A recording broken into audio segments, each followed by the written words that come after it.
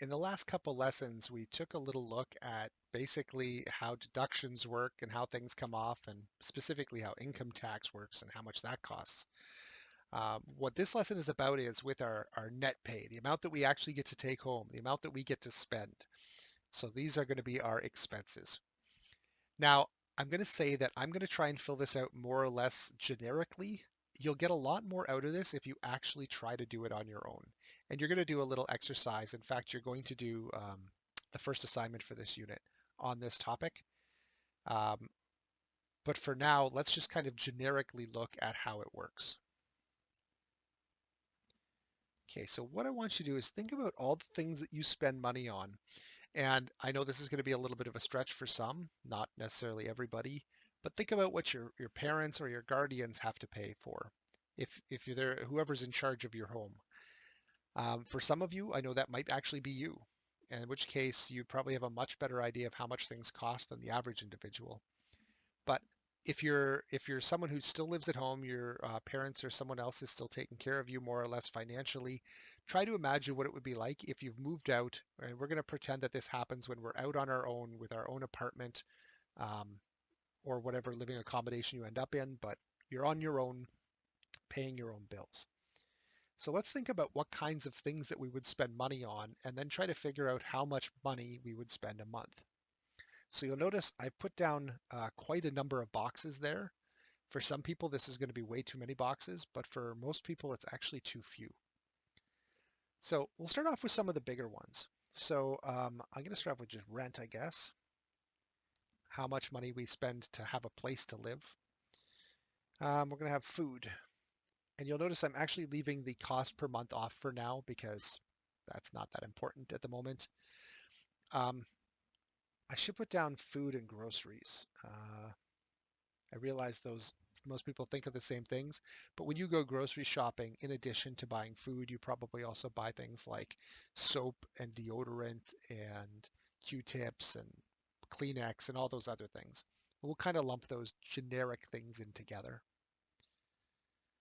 You probably wear clothing.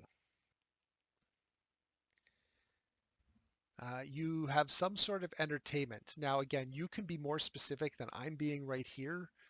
If you know what kind of entertainment you have. If you smoke cigarettes, you're probably going to want to include that. But I'm going to put down for me, I like to go to the movies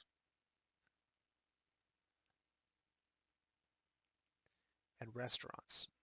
So I like to go to a movie and grab a bite to eat afterwards or before, depending on what time the movie is. That's one of my forms of entertainment. I also like video games. So we'll put that down. Now you can have whatever kind of entertainment you want. Things that most people don't think of because they think of them as one-time costs. But I'm going to put down furniture. And I'm also going to put down appliances. What the heck? Let's put down repairs. Now, I think that's probably enough to get us going. Oh, wait. No, no, it's not. We need some sort of way to get around. Now, I don't want to get into all the details of a car, so I'm going to just put down a bus pass. We're going to spend lots of time later in the course going over car costs. So rather than discuss that now, I'm going to simplify it and just put down that that's how I get around is by bus. Um, Now, I did put down rent, but depending on how you're living, you may or may not have utilities included. So I'll put down utilities here. And that would be things like water, gas, and electricity. Sorry, I kind of ran out of room there, but hopefully you'll know that says water, gas, electric, whatever. What else do we? Oh, insurance. And maybe some health costs. All right, see, it becomes very easy to fill up this table pretty quickly. But rather than go into too much more detail, let's go back here. What does rent cost a month? Now, when I said you're out on your own, you don't necessarily have to be on your own. You could be living with a roommate, and in most cases, that would be a good thing. Um, But let's pretend we are on their own. What's the cheapest you can get rent for these days? Now, I just happened to look it up because I honestly wasn't sure what things are going for these days. A one-room apartment is going for about $1,100 up to about $1,500. So let's just say you've got a relatively cheap place, only $1,200 a month. Food and groceries. Most people, this one's a tricky one because most people will underestimate how much they're going to spend, but then actually figure out how to cut their costs a little bit. So if most people think about how much you'd spend on food in a day, now this isn't including going to restaurants, it's just buying food for your house. Let's say that you spend, I don't know, $2 on your breakfast, $3 on your lunch, $5 on your dinner, and $2 on snacks. So that would be about $12 a day. $12 a day times 30 days would be about $360. Is this the correct number for you? Probably not. Some people eat more, some people eat less. Some people have, more distinguished palates. They want to eat steaks. I'm happy with burgers. I'm actually happy with Mr. Noodle, which is good, helps save me some money. But that number can vary quite a bit from person to person. But let's just say 360. Now, clothing. Clothing is a little bit weird because most people don't buy clothing by the month. So rather than say clothing is going to be, I buy a shirt and then 8 months later I buy a jacket or something. I just want you to think about basically the wardrobe that you wear and how much your entire wardrobe would be worth. Everything that's in your closet, your jacket, your shoes, everything. So I have no idea how much stuff you have or how much it's worth, what kind of stuff you enjoy wearing.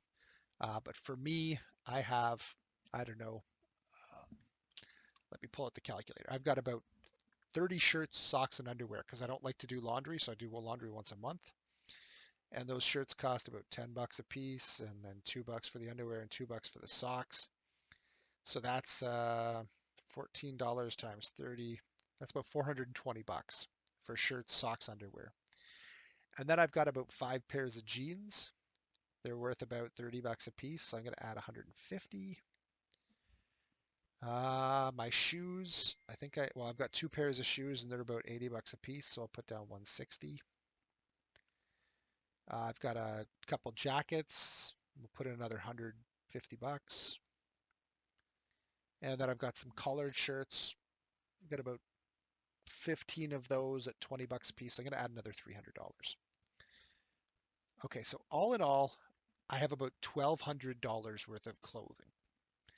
And I'm going to say that for most people, the amount of clothing you have is probably good for about 2 years.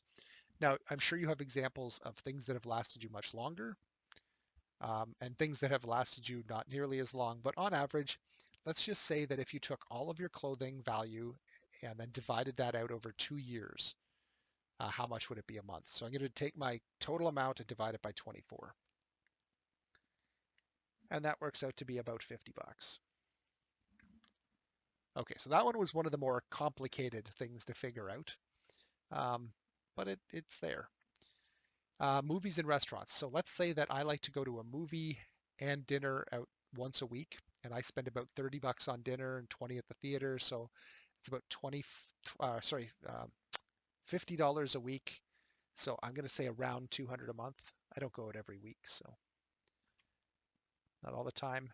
Video games, let's say that in the average month I get one new release video game or maybe a couple of old ones, which is probably about accurate. So I'm going to put down about 80 bucks.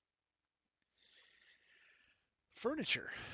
Now, furniture is one of those things we just like, well, we bought a couch, paid for it once, we're good for forever now. And that's not the case. I think most people replace a lot of their furniture about every 10 years. So if you look at the price of a bed, a mattress could easily cost you $1,000. A decent sofa could easily cost you over $1,000. A couple chairs, another $1,000. So if we look at it, let's say $3,000. Actually, by the time we get all of our furniture, let's say $4,000 over 10 years. So that's about $400 a year.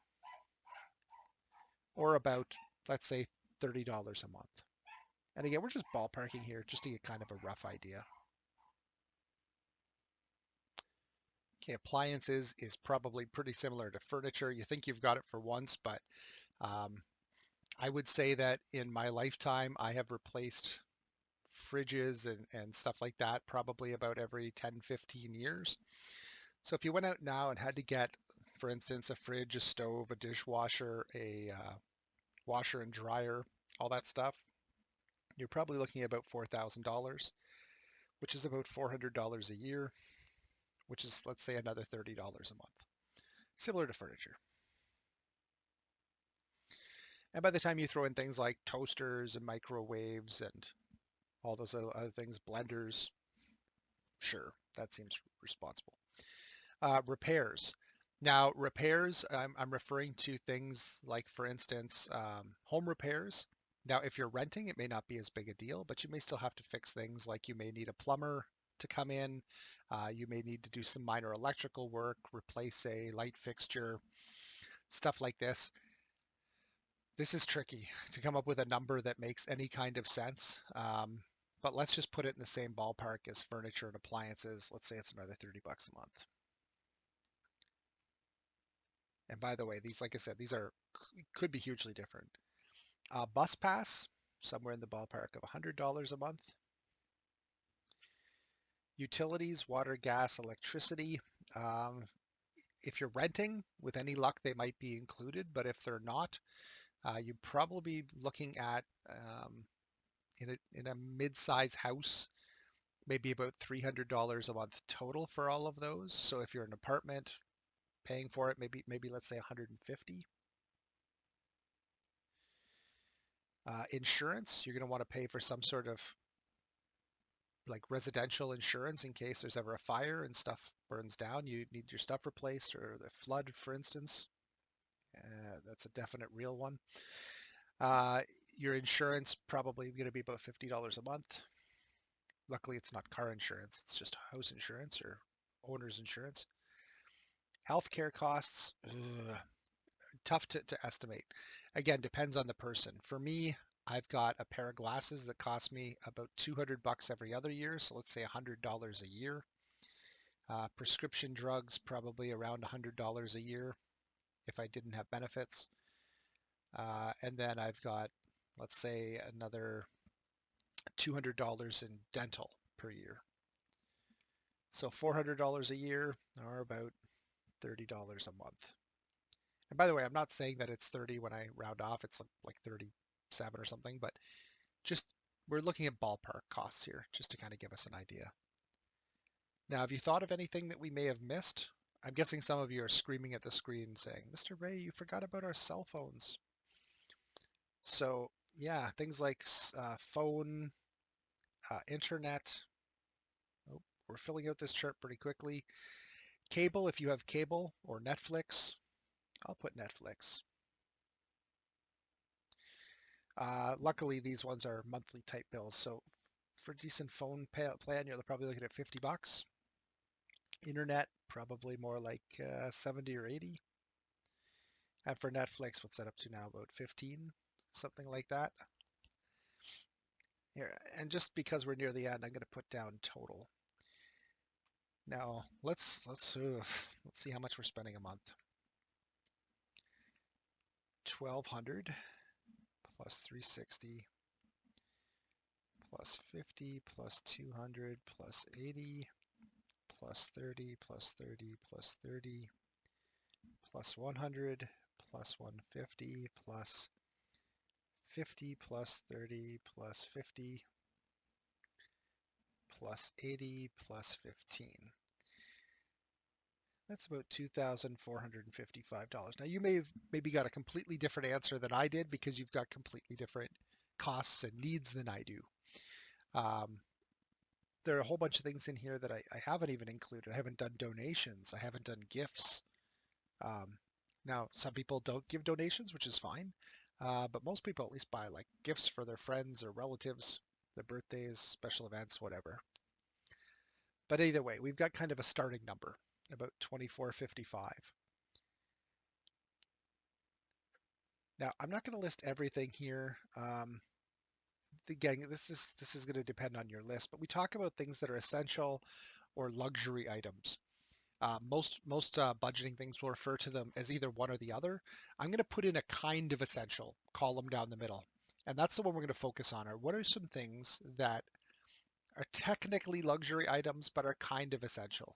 And the one for most people would be their phone or a computer, internet. Technically, you don't need those things to live, but they make your life significantly more difficult in this day and age if you don't have them. Are there any others?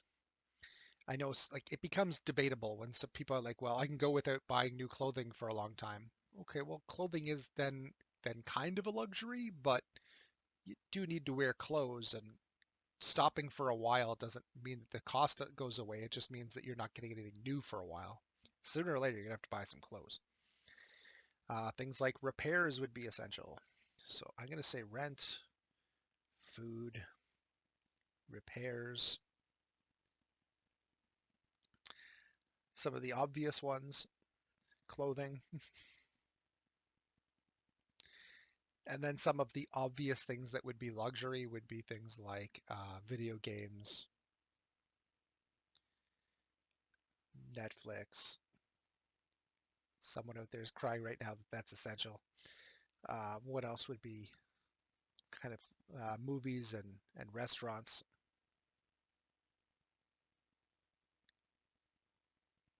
Okay. And I do want to point out that I obviously didn't list all of the things above. I'll let you kind of figure those out on your own, but I think you can understand which ones are essential, luxury, and kind of essential.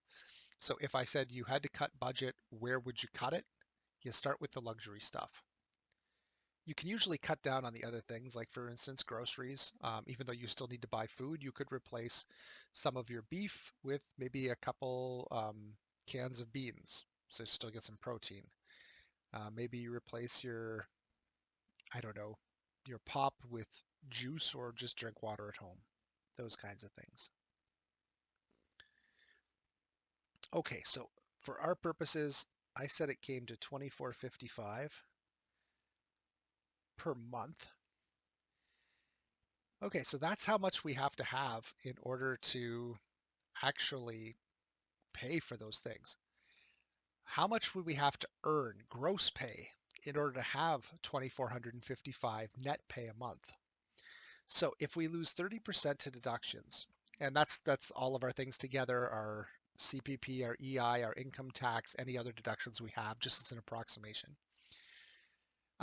How much would we still have to have? Now, a lot of people for this one want to just calculate 30% of 2455, but that's the amount you need net, not the gross amount.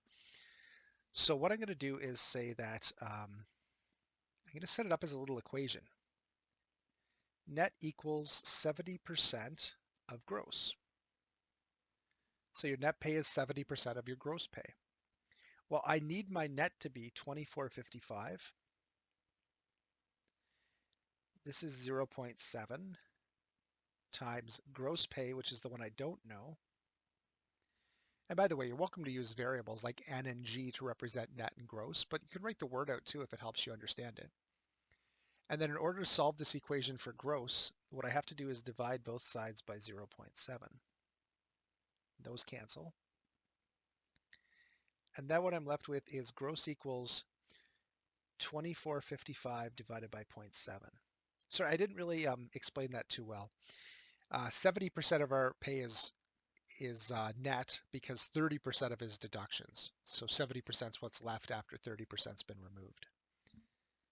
So 2455 divided by 0.7 means that our gross pay has to be around 3507 a month,